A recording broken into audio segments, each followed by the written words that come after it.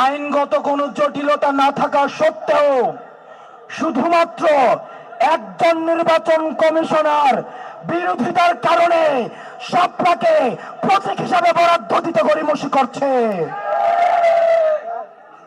প্রিয় বরিশালবাসী, নির্বাচন কমিশনের আরো ত্রুটি রয়েছে। আমরা বলেছিলাম যারা নির্বাচনে অংশগ্রহণ করবে তাদেরকে অবশ্যই সশরীরে এসে আমাদের নির্বাচনী হলফনামা জমা দিতে হবে। কিন্তু আমরা দেখতে পাচ্ছি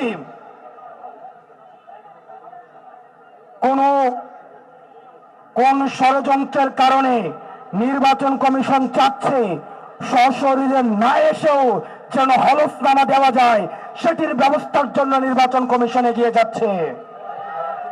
প্রিয় বরিশালবাসী, আমরা আপনাদের কাছে প্রশ্ন রাখতে চাই, আপনারা কি চান আপনাদের প্রতিনিধি, আপনার বরিশালের প্রতিনিধি নির্বাচিত হবে কিন্তু তিনি থাকবেন ভারতে?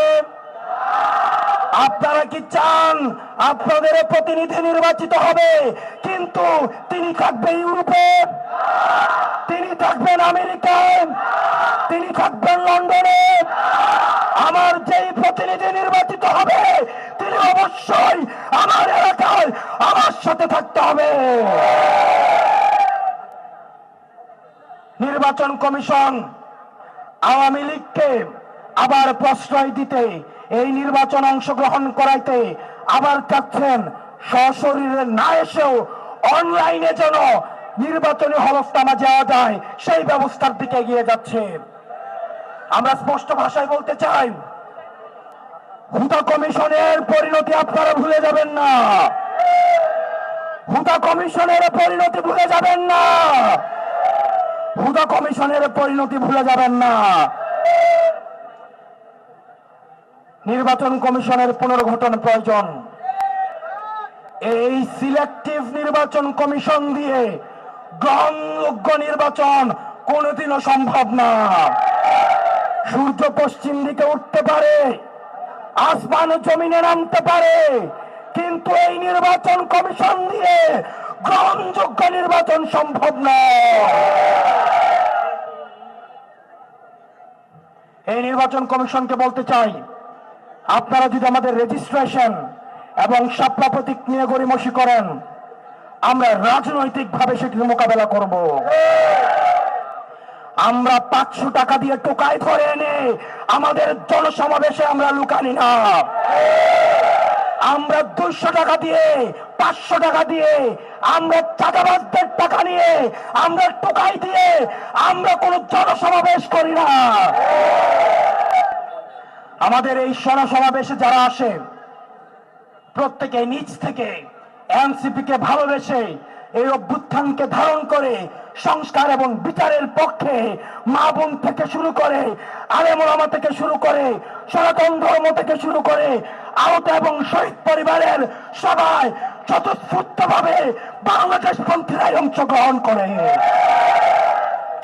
প্রিয় বরিশালবাসী, আমাদের দীর্ঘ লড়াইয়ের জন্য প্রস্তুতি নিতে হবে। আমাদের প্রয়োজনে জেলে যেতে হবে। আবার এই জালিম, নতুন করে যদি কোন জালিম তৈরি হয় সেটিকে মোকাবেলার প্রস্তুতি নিতে হবে। আমাদের উত্থান সংকট থেকে, আমাদের উত্থান, যাদের উত্থান সংকট থেকে তাদেরকে সংকটের ভয় দেখাবেন না। আমরা কোন ক্যান্টনমেন্ট থেকে তৈরি হওয়া দল না। আমাদের উত্থান সংকট থেকে, সংকট মোকাবেলা করে, সংগ্রাম করে আমরা আমাদের লক্ষ্যে পৌঁছাবো ইনশাআল্লাহ। প্রিয় বরিশালবাসী, আপনারা ভালো থাকবেন, সুস্থ থাকবেন। কোনো ভয়ভীতি, আপনারা পাড়ায় পাড়ায়, ওয়ার্ডে ওয়ার্ডে আপনারা এনসিপির কমিটি গড়ে তুলুন। আপনাদের এনসিপির সাংগঠনিক বিস্তার আপনারা তৈরি করুন। যদি কোনো রাজনৈতিক দল ভয় দেখায় আপনারা আমাদেরকে জানাবেন। ঢাকা থেকে আসতে যতক্ষণ দূরত্ব, আমরা সমন্বিতভাবে তাদের মোকাবেলা করব। আমার এনসিপির একটা নেতা কর্মীর দিকে কেউ যদি চোখ তুলে তাকায়, আমার এনসিপির একটা নেতা কর্মীর গায়ে যদি কেউ হাত তুলে, কাউকে যদি বিচার বহির্ভূত কোনো অন্যায়ের শিকার করা হয়, নয়, আমাদের গায়ের শ্বাস রক্তবিন্দু দিয়ে আমরা সেটি লড়াই করে যাব। প্রিয় বরিশালবাসী, আপনারা ভালো থাকবেন, সুস্থ থাকবেন, দীর্ঘ লড়াইয়ের প্রস্তুতি গ্রহণ করুন। আমরা জেলে যাব, ফাঁসি আমাদের গায়ে রাখতে পারে, আমরা ফাঁসিতেও তুলতে পারি, কিন্তু এই বাংলাদেশকে আমরা আর বিক্রি করতে দিব না।